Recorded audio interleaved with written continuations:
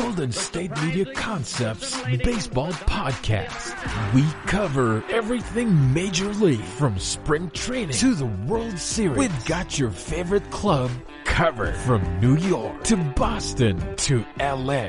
This is the Golden State Media Concepts Baseball Podcast.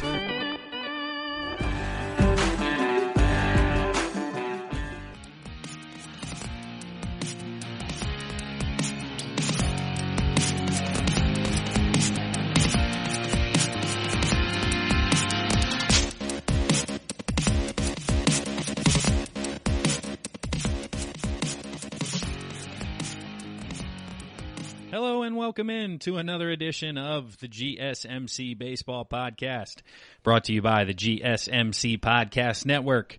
I'm your host, as always, Kevin Mahalik. I appreciate you guys listening in today on what is a beautiful Monday, April 20th here in the greater Philadelphia area. Hopefully the weather is cooperating wherever you guys are listening out there. I certainly appreciate it.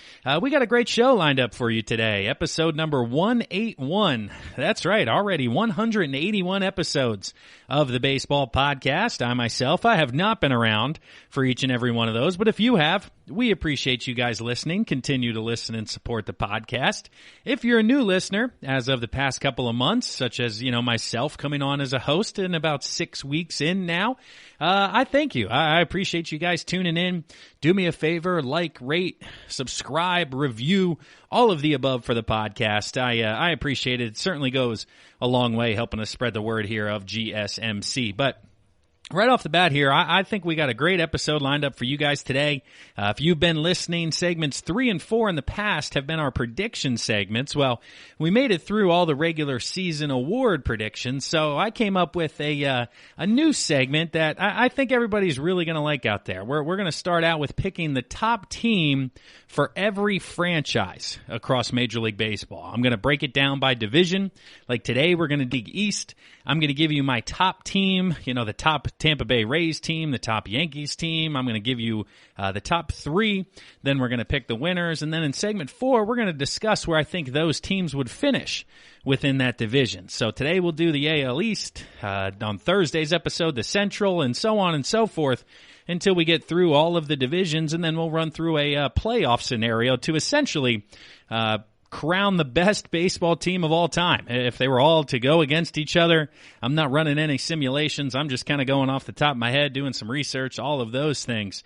But I do think that'll be a lot of fun, and you guys are going to want to hang around to talk about that. And I definitely want to hear some feedback from yourselves, because there's going to be teams on here who I didn't see, such as the 1970 Orioles today and things like that. I wasn't around back then, but if you were, let me know. If you're not happy with where I rank them, it could just be to the point that I didn't see them play. So, but before we get into all that, let's jump right into it here. First segment, talking coronavirus, talking Major League Baseball.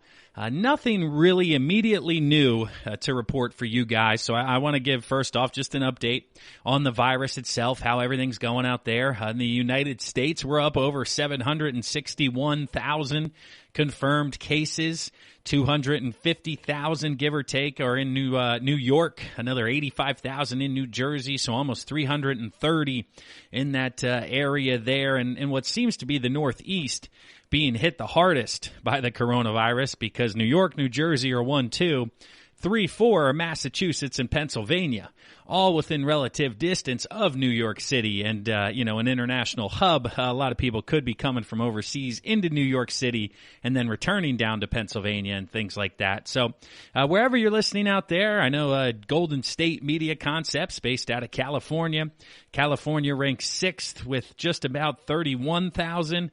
But overall, looking at the charts, looking into what's going on, obviously the cases continue to climb, but what we've been working on as a society and what we've been trying to do with the stay-at-home push that's happening all across America is flatten the curve, and I believe we're accomplishing that. I think we're at the point now where we can start to discuss that, yes, the curve has been flattened. If you look at daily new cases, looking at a chart that has a 3-day average here, we're looking at 29,000, 30,000, 26,000, 32,000. So it's no longer kind of doubling or increasing day to day like it was back in the month of March. March we went from 19,000 all the way up to 34,000 from the middle of the month to the end of the month, and from the beginning of April at 34,000 till now kind of halfway through at 30,000. It seems to be steadying itself, which is allowing for the hospital system to, catch up and be able to support and treat a lot more individuals and not be completely overrun with the virus, because that's really what it comes down to. Honestly, as we're, getting further and further into this situation, we're continuing to learn more and more about it. I spoke about last week's episode with Major League Baseball getting involved with antibody testing and how they feel that there could be a lot more of the quote-unquote infected, I don't know what, a least scary word is there, but somebody who has had the disease and fought it off, or they were asymptomatic, it could bring these numbers even higher, which then makes the mortality rate, the death rate, come down even further. But it's not a matter of if this disease, is it worse than the flu, statistically this, that, and the third. Well, it's just a matter of everybody getting it all at one time. It's not around the conversation of is it worse, is it not, do we need to shut everything down, are we killing the economy? It's just the fact of if every single person in America got the flu at the same time, the hospitals would be overrun. It was the amount of, contagiousness, contagion that was in this COVID-19 that basically overwhelmed everybody, because it was boom, all at once. It's not, if it's that bad of a disease or, wreaks havoc on everybody who gets it, which we know isn't the case. We talked about people who have it who don't even know they have it. So it's just a matter of allowing the healthcare system, the hospital system to not get overwhelmed with occupancy rate and things along those lines. So even though, yes, it may not be that bad, it only has this percentage of people, but if everybody gets it at once, that's still going to be too much for the healthcare system to handle. So that's just my 2 cents as we're continuing to learn more and more here about the virus early on. But in regards to baseball and the coronavirus directly, not a lot going on, not too many new reports to talk about. It continues to come out here as we head towards the end of April that it was reported that the Arizona plan continues to be the most likeliest route that Major League Baseball can take in order to get baseball back as soon as possible. Just a little bit of a refresher for everybody out there. It's Phoenix, Arizona, and the surrounding areas. They have Chase Field, home of the Diamondbacks, and then up to 10 surrounding minor league complexes where these teams would play. They would be quarantined in a big hotel or a couple of different hotels, however many it takes. They would receive weekly testing. Dr. Fauci came out last week and said that, hey, this is the way to go. But the big obstacles that remain, and the couple of them that are continuing to be ironed out, but one is player compensation. Players talked about a prorated salary if they play a less number of games than 162, getting a prorated portion of their salary. However, owners are going to want them to take even less than their normal salary because there's not going to be any fans at these games. So they're not going to have parking revenue, food revenue, beer revenue, ticket revenue, merchandise revenue, anything that comes with 40,000 people going to a stadium nightly. That money's no longer going to be coming in. So even if they are playing the games, basically the Yankees are going to be like, hey, Garrett Cole, we need you to take $20 million instead of $35 because we don't have the 15 from people coming to the stadiums. And obviously players are going to be upset, but it becomes a matter of how much of a pay cut does this need to happen? And then, is the money still worth the time, commitment, and the situation that allows itself out in Arizona? And then the next biggest hurdle is families or no families. The conversation right now is around how families will not be able to join the players out in Arizona. Well, the big pushback here is with players whose wives are currently expecting or are currently pregnant. Mike Trout's son or daughter is expected in the next couple of months, so he would miss that birth. Locally here with the Phillies, Zach Wheeler's wife is expecting, and he's made it clear that he will not be missing the birth of his child. He talked about how if he needs to leave, go for the birth of his child and his wife, and then when he comes back, if he has to sit in a 2-week quarantine, test negative both before and afterwards before he's able to return, he's willing to do that. So he'll leave, and instead of being gone for 48 or 72 hours, which is the standard amount of time for a birth during the season, and now it's going to be 2 weeks at least. And as a pitcher, yeah, maybe it's only 2-3 starts. But if you're Mike Trout, that's a lot of games, especially if you're playing double headers, condensed games, and if you miss, think about it, 14 games, you're going to miss 14 days, maybe 15 to 20 games. You're only playing 80 to 100 games. You're going to miss a fifth of the season to go be home with your family in these situations. So it's certainly an interesting conversation. It totally makes sense about how it's the easiest way to get back to playing baseball as soon as possible. It's in one spot. Not a lot of traffic in and out, not a lot of infrastructure, hotel, baseball, back and forth, everything along those lines, constant testing. If somebody does test positive, quarantining them, keeping it away from everybody else so they don't spread. Players sitting in the stands 6 feet apart instead of the dugout. The only way you'll be close is on first base, maybe when you're hitting, trying to eliminate that as much as possible. No mound visits. There's going to be a lot of differences moving forward.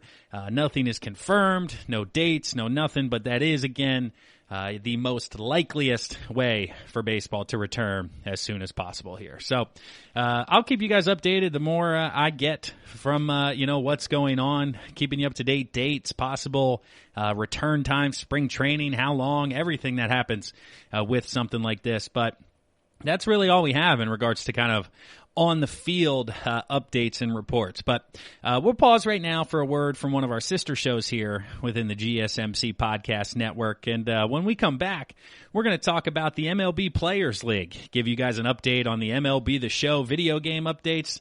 There's been some good content going on here. You're going to want to stick around and hear about this. Hang on.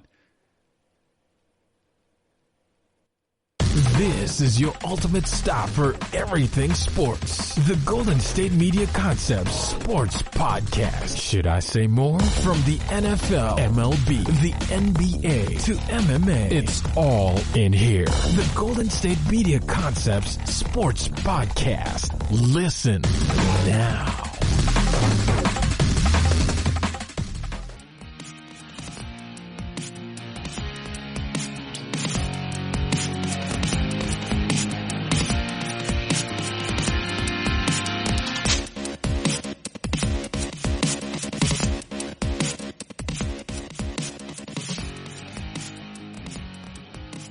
And thank you again for listening to the GSMC Baseball Podcast, brought to you by the GSMC Podcast Network. I am your host, as always, Kevin Mahalik. In that first segment, we wrapped up an update on the coronavirus, talking about the report that Arizona remains the most likeliest avenue of Major League Baseball to return as soon as possible. But this second segment here is where we're going to start having fun already on this episode, talking about the MLB The Show Players League, the video game league I talked to you guys about on last week's episode. Want to give you an update on the standings, talk about some power rankings, what's going on, who you need to tune into, check out a lot of different conversations that have been happening, some viral moments, if you want to call them that, online here. So, we'll jump right into it, giving you a little bit of my power rankings when it comes to what's going on here through April 18th. I'm recording this Sunday the 19th. These games take place nightly at 9 p.m. on YouTube or Twitch. I'm recording a little bit earlier than that in the day, so I do not have the results from Sunday in here yet. But based on Saturday's action, we'll touch base, see where we're at here. So working from number 5 to number 1 in regards to the power rankings. Starting out at number 5, we have Amir Garrett in the NL Central. He represents the Cincinnati Reds. Amir's handle, if you guys want to watch out there on Twitch nightly, is CountOnAG5 5-0. Amir Garrett. Count on AG 5-0. He's a very entertaining watch. He talks all types of smack. You can see the reason why he got into a benches clearing brawl all on his own, because he plays video games and communicates that way. Very similarly when it comes to his communication style, talking smack. He let his fiance get the last out against one guy, so he likes to stir the pot and keeps things interesting. That's for dang sure. Number 4, Bo Bichette. All right, Bo is he's currently second in his division. Bo Flows, B-O-F-L-O-W-S, Bo Flows, killing it on Twitch. You can tell he's one of these younger guys coming in. He's been raised in the world of video games because he's good, man. He knows what he's doing. We've been playing for years as millennials, quote unquote there. Again, we grew up on PS2, N64, so you can see he's at home. He's been playing for, the show for 10, 15 years, and he's an entertaining follow. He's a good dude to watch. And number 3, Gavin Lux. Gavin's at 9-3 so far, winning the NL West. He's tied with Fernando Tatis Jr. He's the only guy to beat Joey Gallo, who will come up later in these power rankings. But Mr. Lux, G-Lux9, G-L-U-X-9, is very entertaining. He's a good follow. Like I said, he beat Joey Gallo. That was a heck of a watch. He was celebrating when it happened, running around. It's fun because it's basically back to college. If you remember yourself playing video games against your boys in college, you guys were yelling at each other, screaming, talking smack, whatever it was, whether it was Fight Night, Call of Duty, Halo, whatever it was back in your day. It's fun to watch these guys who are now adults still kind of live in that moment and have themselves a lot of fun. But number 2, I touched on it in the past, Blake Snell. He's 13-3. His tag is classically famous. So he's one of the only ones that doesn't have anything regarding his name in his tag, but classically famous. And he is just hilarious. Again, he's got music blasting in the background.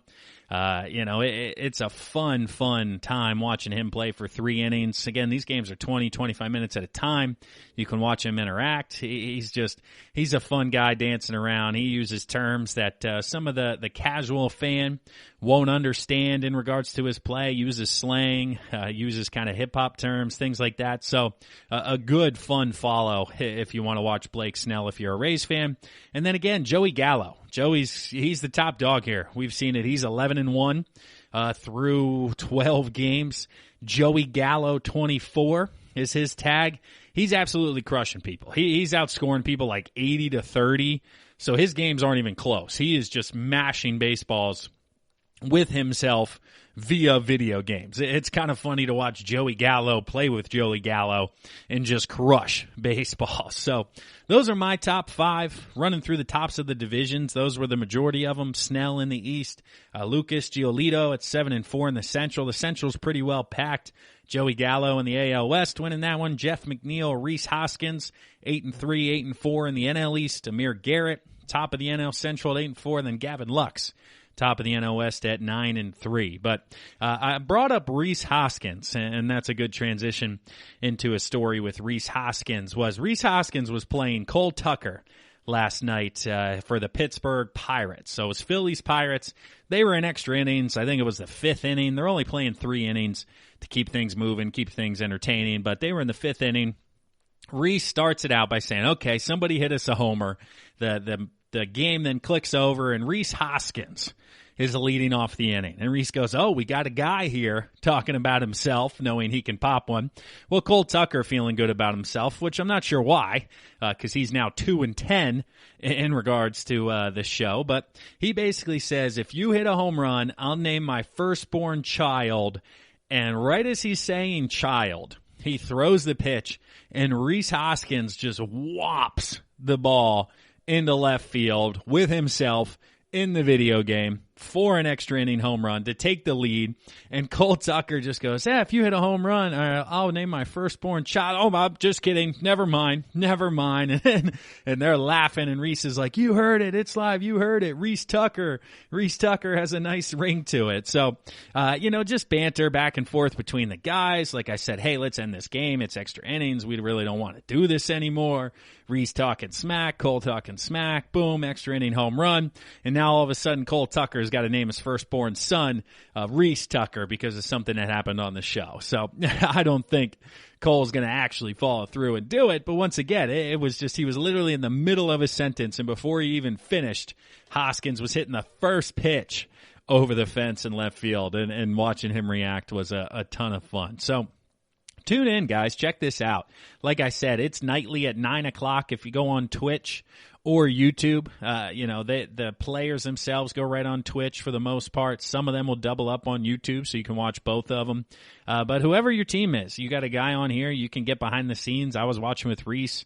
There were only a couple hundred people on there. I was asking him some questions in the comments. It was a lot of fun to watch. It's not the most entertaining thing in the world watching guys play baseball video games, but, it passes the time. And if you're up by yourself 10, 11 o'clock, check it out. There's nothing to lose. It's fun getting to know some of these guys beyond just the ballpark and what they do, day in and day out. So, lastly, one thing I wanted to touch on here in this segment as well.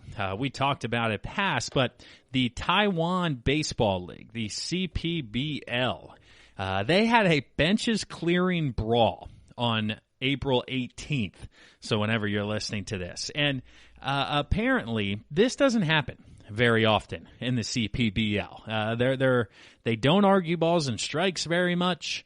They don't argue, out or safe calls, let alone throw at each other for what's going on. Well, the short story is one team didn't agree with one of the bats, pine tar they were using. The other team then went out and threw at one of the guys. But the main reason the benches cleared was, and you can look this up on Twitter, you can get this video, it's out there. But for those of you who know, with baseball, you only get one, and even in professionally, one, but in college even, 2 chances to drill somebody when you're throwing at them, okay? Because after that point, it becomes extremely obvious what you're trying to do in this situation. So this guy, I believe it was the Rakuten Monkeys, he misses the first 3 times. The catcher sets up inside, he goes inside, the hitter ducks out of the way, kind of the first one really wasn't that close. Second one gets a little closer, he gets out of the way. Third one, he gets even a little closer, but by the third one, the hitter now knows, hey, I'm pretty sure this guy's trying to drill me right now, so I'm going to bail early. Does that, misses him again. The pitcher, knowing this, gets pissed off and drills him with the 4th pitch. And yeah, if I'm in the game, we got issues, man. I mean, I've been in games where benches have cleared. I played in the Texas Collegiate League. We cleared benches. We had one guy throw at another guy. I was in left field at the time, had to come sprinting in. No punches were thrown, quote unquote. That's the big one they like to report. But, there was some pushing and shoving, some name calling going on. It was fun. But it was the first pitch the guy drilled him. He didn't drill him on the 4th pitch. So by this point, he gets tossed. Both benches clear. Now we're looking at social distancing. Well, all of that's gone.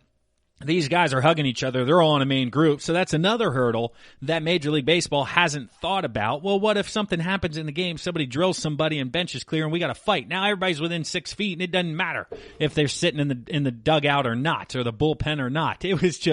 I was kind of chuckling because it was the Taiwanese, nobody was throwing. It was kind of settled down. But I'm going, spread out, man. Spread out. Like everybody's way too close now. So, some action happening in Taiwan. We got benches clearing. It's good stuff. Head over there. Like I said, every morning you can look it up on Twitter, CBPL. They 5:30 Eastern Standard Time. So if you're out on the West Coast, 2:30 in the morning. I don't know if you're up from the night before or up early at 4:30. You can catch the end of it, but baseball is available, and we had our first benches clearing action coming up here. So that wraps up the second segment of the GSMC Baseball Podcast, brought to you by the GSMC Podcast Network. We're going to pause right now for a word from one of our sister shows here. When we come back, we're going to get into it. The best team ever for each franchise in the American League East. If you're a fan, you're going to want to hear this. Tired of searching the vast jungle of podcasts? Now listen close and hear this out. There's a podcast network that covers just about everything that you've been searching. Hey! The Golden State Media Concepts Podcast Network is here.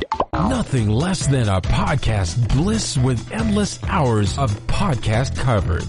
From news, sports, music, fashion, cooking, entertainment, fantasy, football, and so much more. So stop lurking around and go straight out to the Golden State Media Concepts Podcast Network. Guaranteed to fill that podcast itch. Whatever it may be. Visit us at www.gsmcpodcast.com. Follow us on Facebook and Twitter, and download us on iTunes, SoundCloud, and Google Play.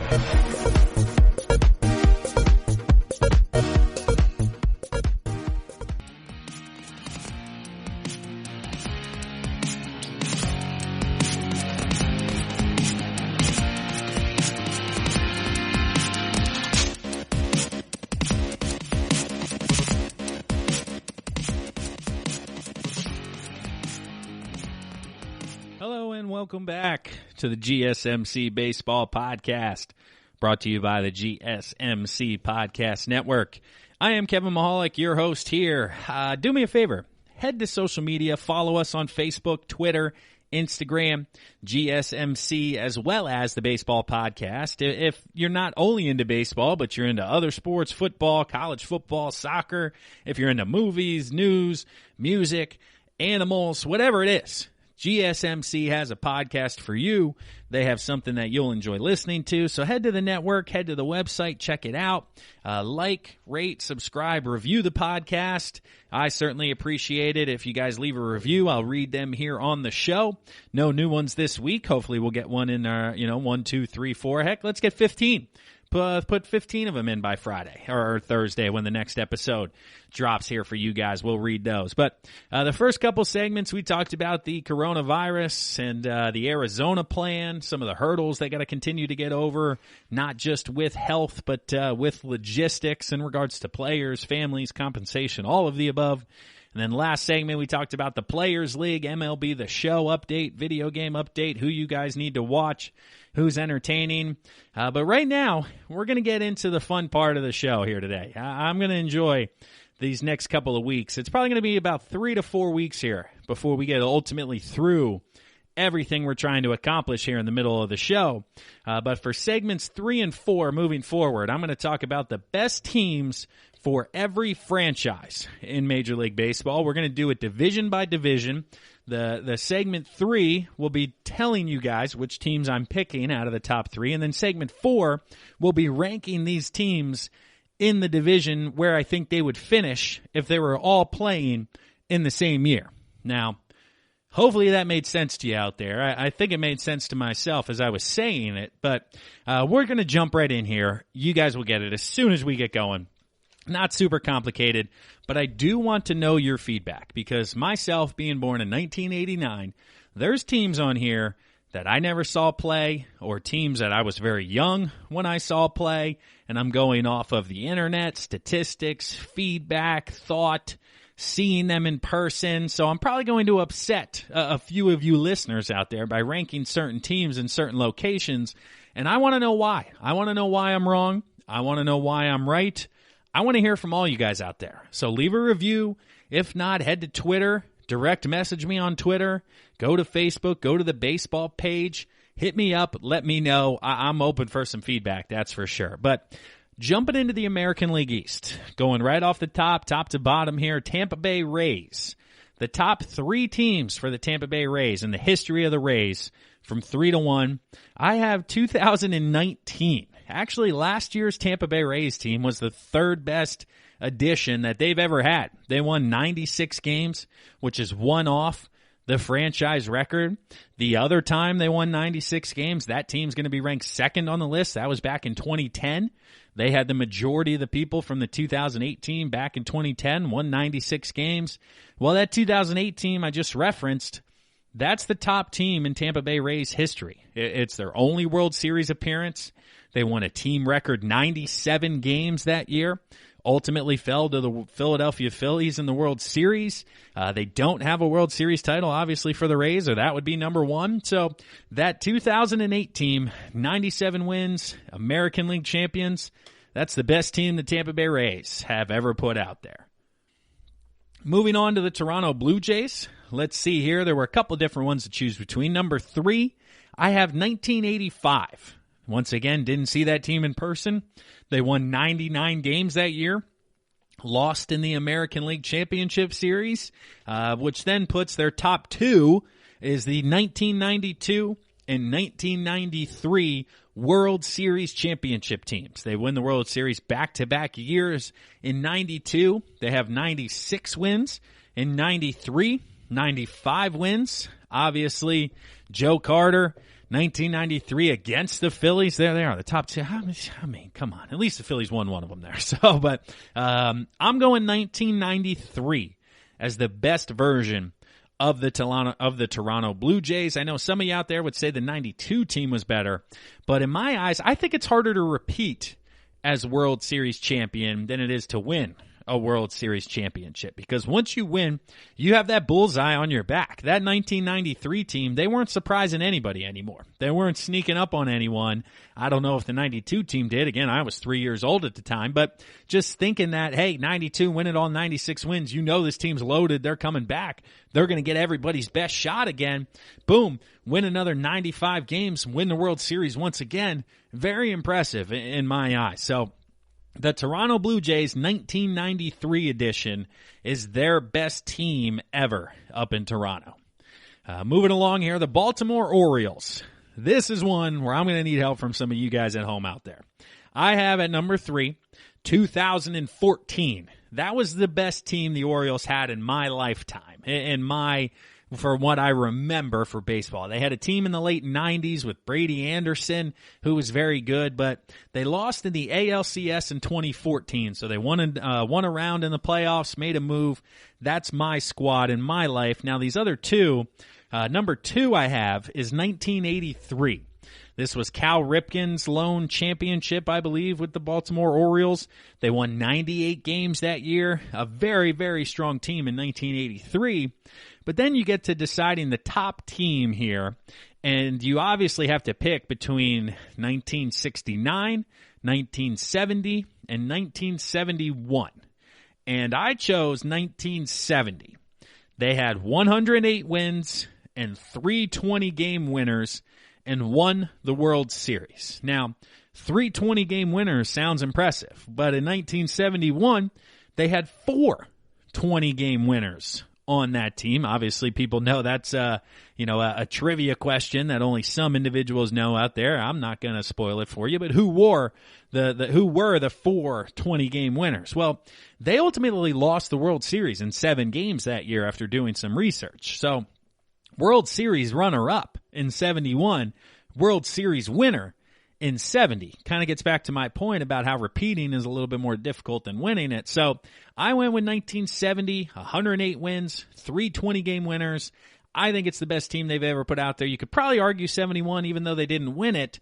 But in my eyes, for this exercise, results matter. When it comes to the Phillies, I'm not going to pick 2011 because they lost in the first round, even though they had more wins than the 08 team. It's going to be one of those conversations where winning matters, trophies matter, results matter come playoff time. So that gives me the 1970 Baltimore Orioles. And then the Boston Red Sox, they're next here. Their biggest additions. Again, asterisks here with the Red Sox and with the Yankees. I'm talking teams 70s and on. Okay, you guys are going to get on me picking the Yankees. 27, Murderers Row, Ruth, DiMaggio, Gehrig, Mantle, all of these guys. Well, I didn't see any of those guys. My parents didn't see any of those guys. So I'm picking stuff relevant to myself. So with that said, the Red Sox, obviously everything's happening after 04 because they had to win the World Series. The 2013 team I have is in 3rd place. That was their 3rd most recent World Series. Well, the problem I have here with number 2 and number 1, just quickly, is I have number 2. I have 2018. So they won 108 games that year. Won the World Series, arguably their best team when it comes to wins, on paper, results, all of the above. But we know what potentially happened with the Astros and then with Cora and the Red Sox. Were they cheating that entire year? Is there an asterisk? So I said, you know what? I'm throwing that out the window. Not putting it on there. And I'm not going to give the Astros 2017 later either. Even, I'll put it on there and mention it, but I'm not going to run with it. So 2007 comes in at number 2. And then number 1, I have 2004, the team that broke the curse, came back from 3-0 on the New York Yankees. One of my earlier memories, 15, 16 years old, having a lot of fun watching them late at night. David Ortiz, Big Papi, Manny Ramirez, Dave Roberts steals second when everybody knows he's going. It's a ton of fun. But rounding out the division here, the New York Yankees, again, leaving out the 1920s, the 19-teens, all of those individuals, still excellent ball clubs to pick from in New York. Starting out with 1978, World Series champions. They won 100 games even that year. Number 2, I have the 2009 team that beat the Philadelphia Phillies in the World Series. The third time the Phillies show up here as a team, in the World Series, either winning or losing. But 103 wins. Alex Rodriguez, first year in new Yankee Stadium, just loaded offensively. They were the better team than the Phillies, so they should have won that year. But the best Yankees team of all time in recent memory, again, based on this exercise, the 1998 New York Yankees. 114 wins, a franchise record for them. Just a ridiculously impressive ball club. But what we're going to do now, we're going to pause. We're going to get a word from one of our sister shows here within the network themselves. But segment 4, when we come back, we're going to talk about the top teams I just discussed, talk a little bit more detail about some of the players, what's going on, and then ultimately I'm going to assume that each one of those teams is taking the field this year in 2020, and I'm going to give you how I think they would finish, 1 through 5. The 98 Yankees, 04 Red Sox, so on and so forth. I'm going to give you guys standings. We're going to have some fun. So hang around for just a second. Kevin Mahalik, GSMC Baseball Podcast. We'll be right back. Want to know the latest in soccer? Then listen to the Golden State Media Concepts Soccer Podcast. From MLS, the World Cup, and the Premier League, we've got you covered. The latest updates, the hottest matches, and news on the league's top players. It's the Golden State Media Concepts Soccer Podcast. David Beckham scores the goal to take England all the way to the World Cup finals. Listen now.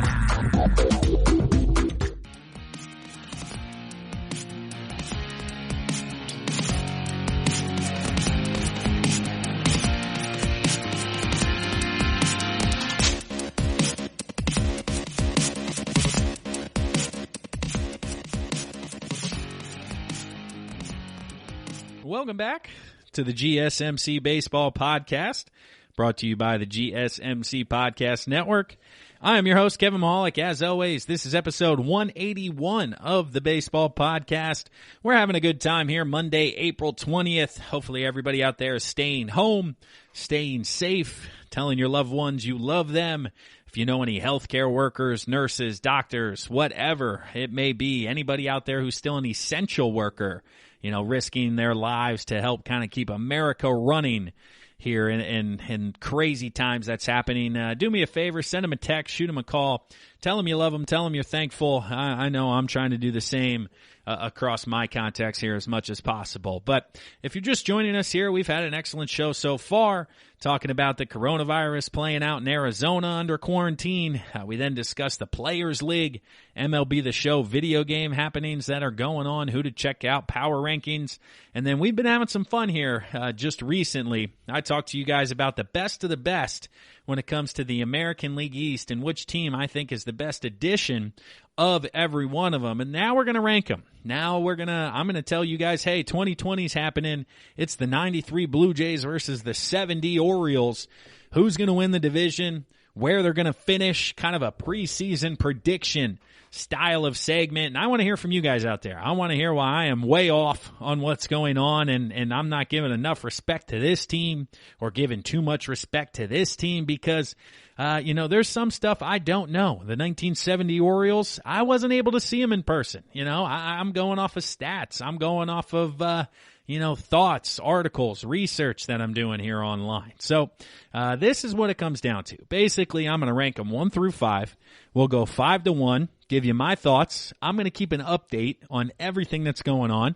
We're going to eventually come back, do playoffs, do predictions, and I'm going to tell you who the best team of all time was over the course of the next month.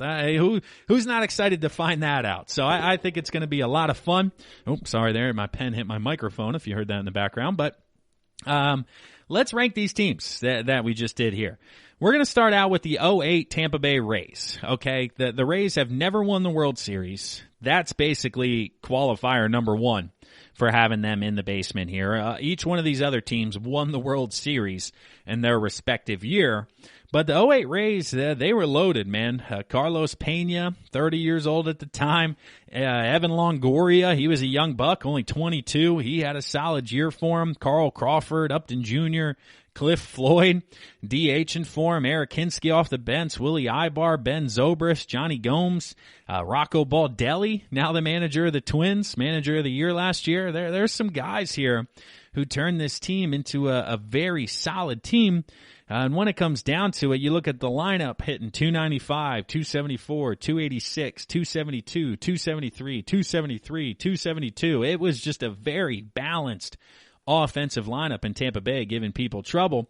And then looking at the rotation, James Shields was fantastic for him at the top. They had Matt Garza, Edwin Jackson, Scott Kazmir, age 26, 25, 24, 24. Very, very young and fun to watch, but ultimately fell short. David Price for 14 innings that year. I remember him in the playoffs. Making some moves for them. So, it's a shame. An excellent ball club, as all of these are. It's the best Tampa Bay team we've ever seen. But I would have them finishing fifth in this division here. Next up, I'm going to go with the 93 Blue Jays to finish fourth. Oh, that was tough. I've talked to people who've had them higher.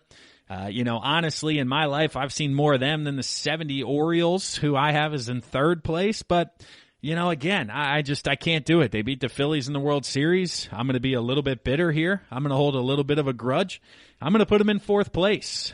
John Olenrud, 24-year-old first baseman, hit .363, 24 dingers, 100 and some RBIs. Man, real impressive from John. Roberto Alomar at second base. He was only 25 at the time. He hit .326 in the middle of that lineup. Joe Carter, he hit eighth in right field, but he led the team with 33 home runs and 120 RBIs. And then they had Paul Molitor. It looks like hitting ninth. Designated hitter, 22 dingers, 111 RBIs. Yeah, he was 36 at that point, but he was hitting .332. Are you kidding me? They had Ricky Henderson in left field at 34 years old. He was only hitting .215, but it's Ricky Henderson. Roberto Alomar, Henderson, Molitor, they're just loaded.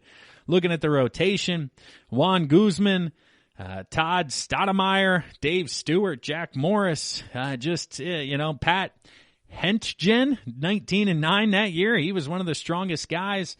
I don't know. I'm putting them at fourth just because they ended up beating the Phillies. And honestly, I think some of these statistics are a little bit more impressive as we wander around here. So finishing third, and that means wild card fringe, is the 1970 Baltimore Orioles. Let's start with the pitching staff. I teased it earlier. 3 20-game winners in 1970. We had Jim Palmer at 20-10 at 305 innings. What? 305? Oh my God! Look at this.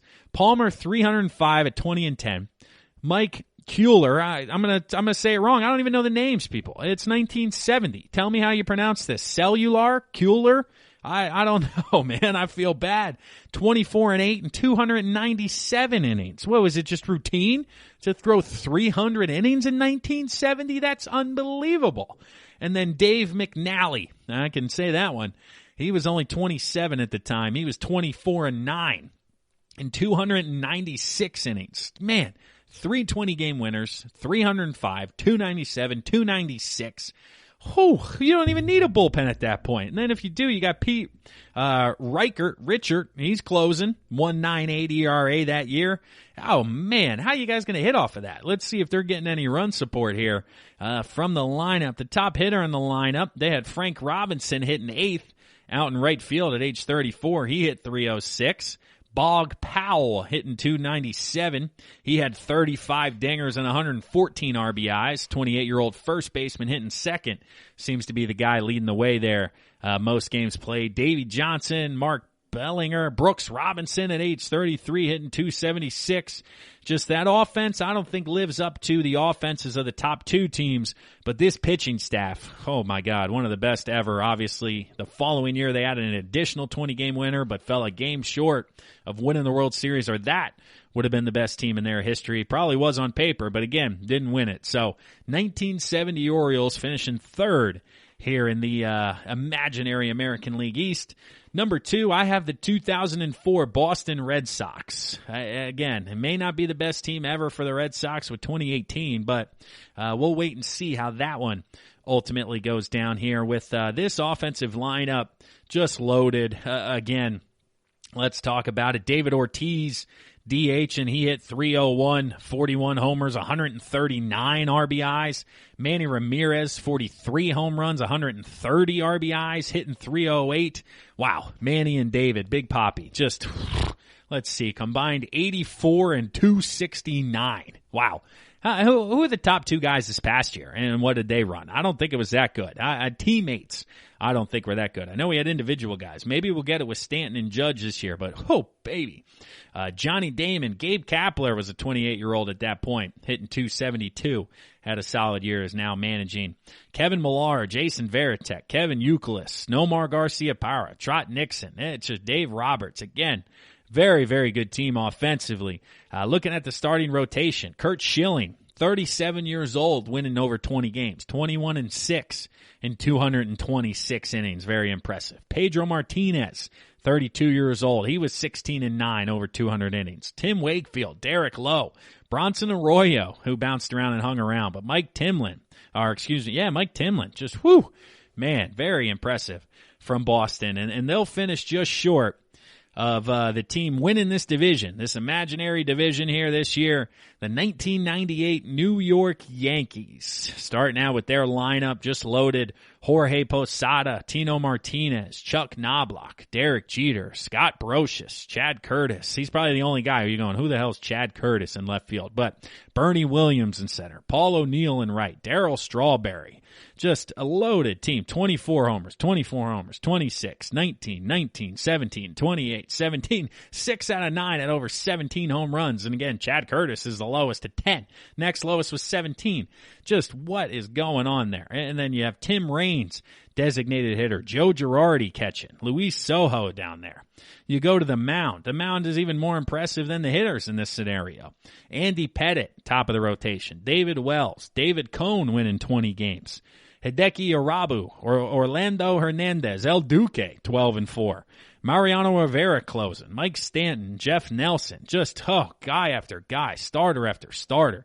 3 guys over 200 innings, a fourth at 173. Just, man, this team winning 114 games, no hole in that lineup whatsoever. 1 through 9, or excuse me, a half a hole with Chad Curtis. Sorry, Chad, if you're listening out there, but you're the only half a hole in this 98 Yankees lineup we have here. So let me know if you disagree. Number 1, 98 Yankees. Number 2, 04 Red Sox. Number 3, 70 Orioles. Number 4, 93 Blue Jays. Number 5, 08 Tampa Bay Rays. I'm enjoying this segment. I'm glad I came up with this one for you guys out there.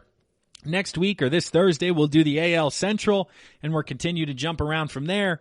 But for right now, we got to pause. Another word from one of our sister shows here within the podcast network. When we come back, we're going to talk about the simulation 2020 Strat-O-Matic Baseball-Reference. What are the updates? Who's doing well? Hang around. We'll be right back. Are you looking to get your college football fix?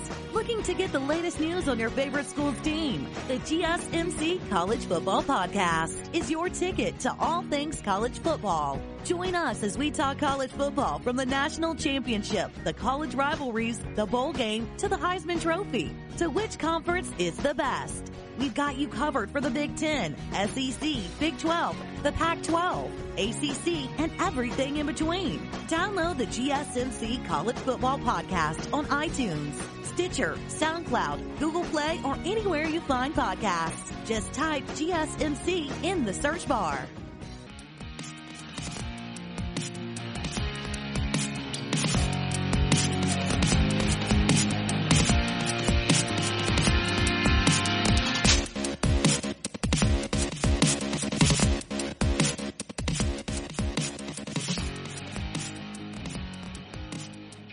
Hello and welcome back to the fifth segment of the GSMC Baseball Podcast, brought to you by the GSMC Podcast Network. Oh, man, what a segment that was, last segment, talking about ranking the best teams ever in the American League East. I know I upset somebody out there. I want some feedback on why the 70 Orioles would beat the 98 Yankees or the 04 Red Sox. Come on, guys, give me something. You can do that by heading to social media. Head to Facebook, shoot me a message. Head to Twitter, direct message me there. You can leave a review wherever you're listening to this. If it's Apple Podcasts, Spotify, write in your review why you think something's on or off. I'll read them here on the show. We'll get some good interaction going on. That's for sure. But sticking with a make-believe best of the best division, we're going to transfer over here into a make-believe simulation of 2020. Segment 5 here is our simulation segment, I think you could call it. We'll talk about the differences between Strat-O-Matic, Baseball-Reference, continue to keep you guys updated, see if they stabilize themselves or if some individuals or teams are excellent in one and, not very good in the other.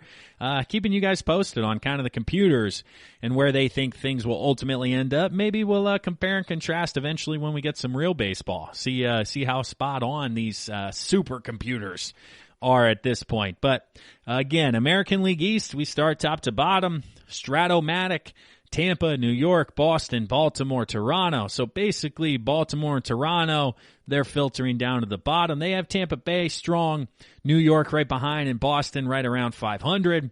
In Baseball-Reference, they have the Yankees at the top, Toronto, Tampa, Baltimore, Boston. So they're not as high on Boston, but ultimately New York, the top one in Baseball-Reference, which I agree with. They have Tampa around 500. Strat-O-Matic's a little bit higher on Tampa Bay. They think Tampa could have a much better year. Personally, I don't know about that. I'm kind of hit or miss on Tampa. I think they're a real solid team. I talked about 2019 was one of their best, best ever. So we'll see if they can come back out with 2020 and run it back there. Going over to the AL Central, Kansas City. Strat-O-Matic, come on, what are we doing? Let's get Kansas City out of here. They're not that good. So Cleveland at 14-9. There we go. Minnesota 12-10. Minnesota coming back, figuring things out. We talked about how they weren't very good early on. 10-12 with Baseball-Reference for Minnesota.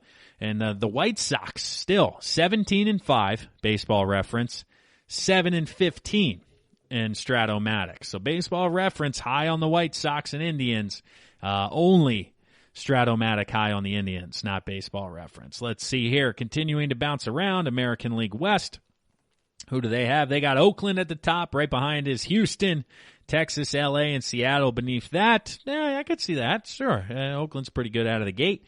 Same over here. We got Oakland. They got Houston at 12-9. And we got a surprise from the Mariners with Baseball-Reference. I told you guys last episode, no way that lasts. They're one of the worst teams, hence the 7-16 Strat-O-Matic simulation. So, Baseball-Reference giving Seattle some love. If you're a Mariners fan, follow along Baseball-Reference. Not so much Strat-O-Matic. You're going to be a little bit more disappointed when it comes to what's going on. Let's see. Going to the National League, they have Strat-O-Matic has Washington, followed by Atlanta and Philadelphia. Philadelphia at 11-12. Okay, we're hanging around 500, not where we want to be. Atlanta at 12-12. Baseball-Reference, not so much a fan of the Fightin' Phils. They have Atlanta at the top at 16-8. Atlanta's really good. That sounds about right. Nationals, Marlins, Mets, and they got the Phillies at 7-16. Woo! Come on, boys, pick it up. What do we got going here? But Atlanta winning the East certainly sounds like it's about right. But heading to the NL Central, Strat-O-Matic, they got the Cubs, followed by the Cardinals and Reds. In that order, the Cubbies, an early surprise there. Going to the NL Central and Baseball-Reference, they got the Cubbies at the bottom still. So still the city of Chicago. The computers disagree on. Baseball-Reference has the Reds and the Cardinals at the top. So the Cardinals, very much in it. Not outstanding, not great. The Reds, my surprise team in the NL. White Sox, my surprise team in the AL. Me and Baseball-Reference, we're on the same page here. They got them both at the top of the division here currently as of April 19th at time of recording here. Rounding out the NL West, San Diego getting some love in Strat-O-Matic, right above the Dodgers and Arizona having a strong early season. The Diamondbacks, they're strong here in Baseball-Reference, tied with the Dodgers, but they are not high on the Padres. The Padres not getting the love from Baseball Reference. So, Strat-O-Matic, let's see. They currently have Tampa, Kansas City, Oakland winning the American League. Let's see, New York, Chicago, and Oakland for Baseball Reference. And then the National League, Washington, the Cubs, and San Diego, Atlanta, Cincinnati, and Arizona. So totally different leaders of their divisions as we're getting here into the middle of April. But let's move over to some individual results here. Let's start out with the hitters. I like to see what's going on here. Jimenez for the White Sox and Strat-O-Matic still hitting 424. Lopez for the Royals hitting 400.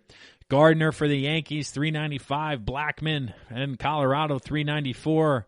Let's see. Andrews at Texas hitting 390, but only two guys over 400 still in Strat-O-Matic. Like I said, I want to see how long it takes before everybody gets under there. April 20th wouldn't be bad in regards to hitting 400 almost a month in here if that were really the truth. Trevor Story, 11 dingers for Strat-O-Matic. Jimenez right behind him. Lindor, Soler, Torres, all with 9 or 8 RBIs. Jimenez leads the way with 23. Mondesi, 23. Cruz, 23. Story, 23. Lindor, Soler, and Harper with 21. Everybody right around there. Strikeouts, Joey Gallo leading the way with 39 from the offensive side. So, standard cast of characters. We haven't seen Carlos Santana, Manny Machado leading the league in doubles. But let's jump over to Baseball Reference, see if we get any similarities in regards to names here. Batting average, still Dahl from Colorado. Wow, David Dahl still hitting 427. That's the only guy they have over 400 here with Baseball Reference. Ozzie Albies hitting 390. Jose Peraza hitting 382. Carlos Santana, 376. Rojas in Miami, 376. Just a great early start for the guys here. OBP, we got Dahl leading the way, followed by Friendmill, Reyes, Moustakas, Alvarez, all over 1,000, all leading the way here. Let's see as we continue. Home runs, Reyes for 11. Marcus Semien with 10 out in Oakland. Stanton, Dahl, Gallo, Torres. Let's see, going over to RBIs. Yordan Alvarez, 30. The high was 23 for Strat-O-Matic. We got 30 over here with Baseball Reference with Alvarez. Reyes with 24. That sounds a little bit better here. Let's see if we get strikeouts. Is it Joey Gallo? Is he there? Oh, he's tied for third. We got Hoskins up top with 34. Hunter Renfroe, 35. But actually, Harrison Bader leading the way with 37. Not a good way to start the 2020 season by 30 Ks. So jumping out over to the mound here, wrapping up the simulation talk. Blake Snell, our boy Blake, classically famous. That's his Twitch handle for those of you who skipped the second segment. He's got a .87 ERA, the only guy under 1 currently left. Strasburg, 104. Madison Bumgarner out in Arizona, so they like Madison to stay strong here. 132. Schumacher in Toronto, 150. Porcello bouncing back. This is Strat-O-Matic with these games here. Let's see. Ian Kennedy, 9 saves. McGill, 7 saves. Diaz, 7 saves for the Mets. A bunch of people with 7 saves thus far. Okay, strikeouts. Snell with 47. Cole with 46. DeGrom with 46. So Snell, DeGrom, Cole leading the way with the strikeout side. Going over to Baseball Reference to see how we're doing on the mound here. ERAs under 1. Man, Madison Bumgarner, .96. So both Strat-O-Matic and Baseball Reference very high on Madison Bumgarner. Me personally, not that high. I think he's running out of bullets. He's still young, so maybe he's not. It's just the mileage on the arm that gives me pause. But Kyle Freeland, .93. He's leading the way. Freddie Peralta, 113. Rick Porcello with the Mets, 117. Those are your top 4 there. Verlander leading the way with 4 wins. Let's jump over to Cleveland, saves. Brad Hand from Cleveland with 8 saves. He's tied with Yaro Diaz from Colorado. Strikeout, Scherzer with 50, Cole with 50, Buehler, Verlander, 49, 46. So standard cast of characters. But one surprise, again, jumping out, Madison Bumgarner. Both computers have him having a hell of a start to the season here.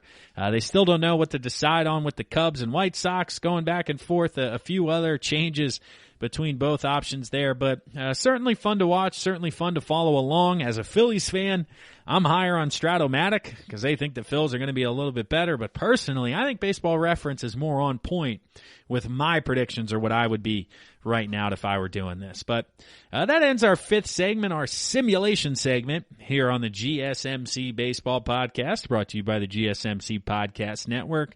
We're going to pause one more time here, one last word from one of our sister shows within the podcast network. But when we come back on the flip side, the last side, having a bit of fun, rounding out the episode, I'm going to talk to you guys about my top tailgating atmospheres at Major League Baseball stadiums. I have 10 stadiums. I'm going to discuss them in a little bit of detail. Hopefully, I'll let you guys know what you need to, where you need to visit, what you need to do when you're there. Have some fun. So hang around. We're going to pause one more time here, but when we come back, we'll wrap up today's episode. Hang with us, everybody. We'll be right back. Are you looking for the very best NFL and college football podcast? Then check out the GSMC Football Podcast. Get the latest football news both on and off the field. From the NFL Draft to trades to the rumor mill to the NFL Combines. They got you covered. That's GSMCpodcast.com/football-podcast. Get updates on college rivalries, game day insights, and much, much more. It's football talk the way you want it. This show eats, sleeps, and breathes football. Don't forget to like them on Facebook and follow them on Twitter. Visit GSMCpodcast.com for more info.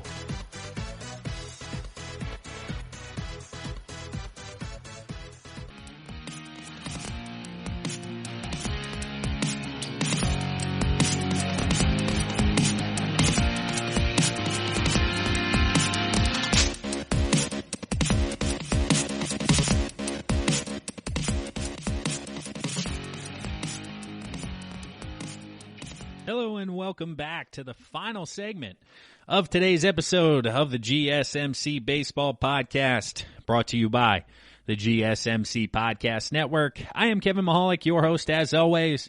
If you haven't done so already, I know I ask you guys every episode, but if you're new to the program, we get new listeners every episode. So if you're a routine listener and you say, Kev, I'm sick of hearing this, you say it all the time.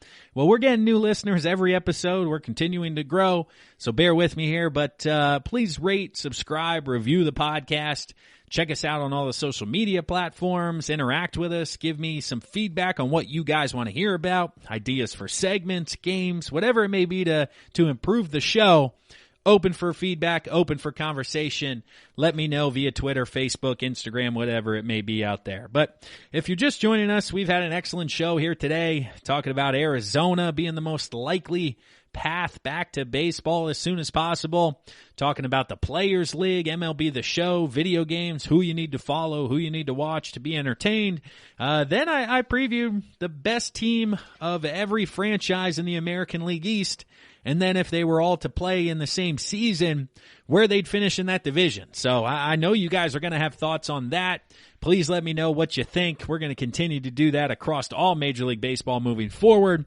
Then we talked about the simulations, what's going on there, who's performing well for each team, who's going to make some money, who's not. And then finally here, having some fun in the sixth and final segment, I'm going to talk to you guys about the best tailgating atmospheres across Major League Baseball for the stadiums to which I have attended. There's your asterisks. There's your outline. You're going, Kev, I can't believe you didn't say the Dodgers. I have a lot of fun. Well, I've never been to Dodger Stadium, so I can't talk to you about the tailgating atmosphere. It's pretty much that simple. So I'm going to be discussing where I've been, the top 10, where I think ultimately you can have some fun. And, again, let me know if I'm wrong. Let me know if I mess things up. So starting out with number 10, Washington Nationals. Yes, the ballpark right there in downtown D.C., right by the Capitol, doing construction all around. I like the location. I enjoy it, but I don't know. I didn't get the vibe around the ballpark of having a good time. Come and have a drink, then go to the game. It was more kind of business-like, parking in a parking garage, very expensive. It was tight. I don't know. I didn't love the pre- and post-game atmosphere in Washington. That's because kind of like these other places. And transitioning to number 9, it's kind of the reason why I didn't like number 9 was it was twofold, right? So number 9 is the New York Mets, Citi Field in Queens. It was good and bad because basically the tailgate you take is in Manhattan. You take, I believe it's the 7 train from Grand Central Station, and it takes you right to Queens, right to Citi Field.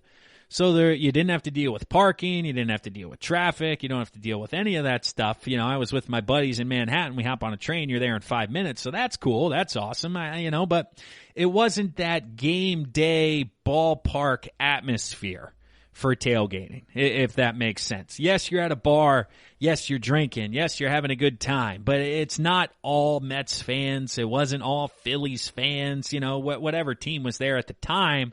So that's where I'm like, all right, cool, this was fun, but I wasn't, involved with everything I wanted to be involved with. You couldn't be yelling at people in the parking lot or throwing baseball or football or can jam. You were at a bar in Manhattan, and all of a sudden, 15 minutes later, you're at the stadium. So pros and cons there, but I like to kind of be submerged within the entire culture. Number 8 is Houston. I was at Houston before I was of the age to drink, so, I didn't have the full experience, but I liked the ballpark. The stadium's a lot of fun, right in downtown. Didn't have problems getting to and from the stadium, so really can't complain about what's going on there. Plus, I've heard from friends now that we are of age that it is a good time. It is a lot of fun, so I didn't want to jump to conclusions there, but I like the tailgating atmosphere right at the stadium. Next up, Pittsburgh Pirates, PNC Park. My most beautiful ballpark, some of the most excellent food, but the tailgating leaves some to be desired. There's a few bars locally right there, not a ton of them. The tailgating situation is okay. There's some rules and regulations there that frustrate the locals. You can't have any tents or awnings or overhangs because they could blow away, quote unquote, and yet down in the SEC football, that's all there ever is. So it's one of those things where it's like, come on, really? What are we talking about? So Pittsburgh, beautiful stadium, beautiful location, beautiful everything.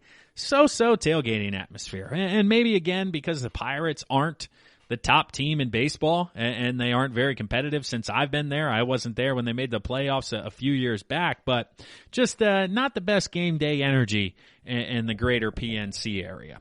Number 6 is Philadelphia, and these are the ones that I think we start to get to the top of the top here. But the Phillies, they have great tailgating. It's one of those where it's the total opposite of kind of the top of the list because it is 0 bars. Or I guess there's 1 bar complex, but it's not bar hopping. You're not in the city. You're kind of secluded to yourself, south of downtown, but huge tailgating, huge parking lot. So if you're into the outdoor games like bags, cornhole, can jam, just throwing ball around, whatever it may be, you can do it here in the Phillies tailgate, but it's BYOB, loud music blasting, running around, having a good time, enjoying the sun, not in a bar, in a different style of town that some of these other ones have. So I like being submerged in town a little bit more if I have the opportunity, but Philadelphia does it right with the large parking lots, the large overhangs, giving you some shade, having yourself a good time.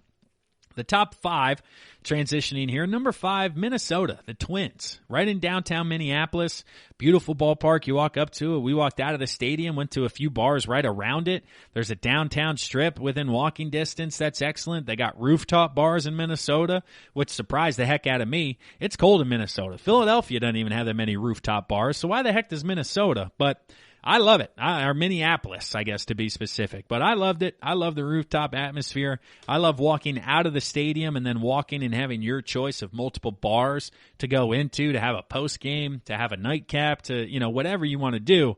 Minneapolis and the Twins, they did it right with that location. Number 4, Baltimore.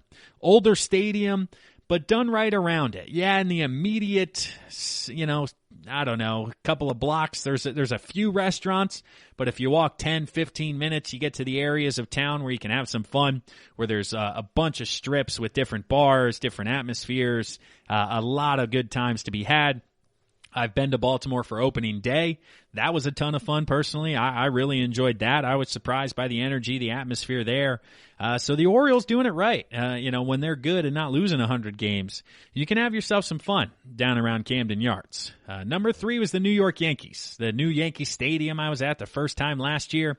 They have bars all surrounding the stadium, whether you're parking in parking garages or decks, whatever it may be, but taking public transportation to and from Manhattan, that's the only thing. It's kind of difficult to get to, but surrounding the stadium in the Bronx, a ton of good options to have a beer or two before the game. Family-friendly establishments, non-family-friendly establishments, both an option to you. So I like the Bronx. I like New York. Number 2, Boston, the Red Sox. Up there, if you've ever been to Fenway, it's surrounded by bars. They got strips all around the stadium. You can eat, drink before the game, after the game. You don't need a ticket to get into this area. They cut off the one walk lane once the game starts. But other than that, you have a ton of fun, drinks, food, atmosphere. Again, everybody's pumped for the game. Red Sox are typically good. It's usually a big game. I've been there for the last 2 American League Championship Series. It's been a ton of fun to experience, and, I love the atmosphere up in Boston. Number 1, Chicago Cubs, Wrigleyville. Can't beat it. It just, walking out of the stadium there, whether you're in the bleachers out in the outfield or you're behind the dish, going down to Wrigleyville, multiple bars, baseball-related bars, sport-related bars, having yourself some fun, play some games, do what you got to do. But everybody heads to the streets after the games. Everybody goes to the bar for a drink. You can, you can have yourself a great time in Wrigleyville postgame. So, top 5, Minnesota Twins, Baltimore Orioles, number 3, New York Yankees, number 2, Boston Red Sox, and number 1, Chicago Cubs are who I have as the best tailgating atmospheres and experiences. All of those have one thing in common. They are bars. When it comes to strictly tailgate, parking lot scenarios, Philadelphia's up there. Pittsburgh's up there. Those are more those style. Houston as well. But let me know if I missed you guys. If you're listening from a city or a ballpark I didn't mention, because, again, I haven't been there, and it's a ton of fun, let me know. I'd love to check out the atmosphere, get to as many ballparks as I can. So let me know where I need to be moving forward. But that'll wrap it up for this edition of the GSMC Baseball Podcast, brought to you by the GSMC Podcast Network. It is Monday, April 20th. And when this is being released, hopefully you're staying home, staying safe out there with everything that's going on, as we're over a month into this quarantine here with, the end. It's in sight, but it's not super, super close. So stay safe, everyone out there. Stay home. If you can't stay home and need to go into work, do what you can. I appreciate everything you guys are doing, whether it's healthcare workers or other essential industries out there, keeping America, chugging along here as much as we can. I send my greatest gratitude out to you guys and thanks. And I appreciate you listening. So write us a review, leave us a like, rate, subscribe, whatever you do here in 2020 to help out content producers such as ourselves. But I am Kevin Mahalik, your host, as always. That wraps up this edition of the GSMC Baseball Podcast. I'll talk to you guys again this Thursday. Enjoy your week here, and we'll see you soon. You've been listening to the Golden State Media Concepts Baseball Podcast, part of the Golden State Media Concepts Podcast Network. You can find this show and others like it at www.gsmcpodcast.com. Download our podcast on iTunes, Stitcher, SoundCloud, and Google Play. Just type in GSMC to find all the shows from the Golden State Media Concepts Podcast Network, from movies to music, from sports to entertainment, and even weird news. You can also follow us on Twitter and on Facebook. Thank you, and we hope you have enjoyed today's program.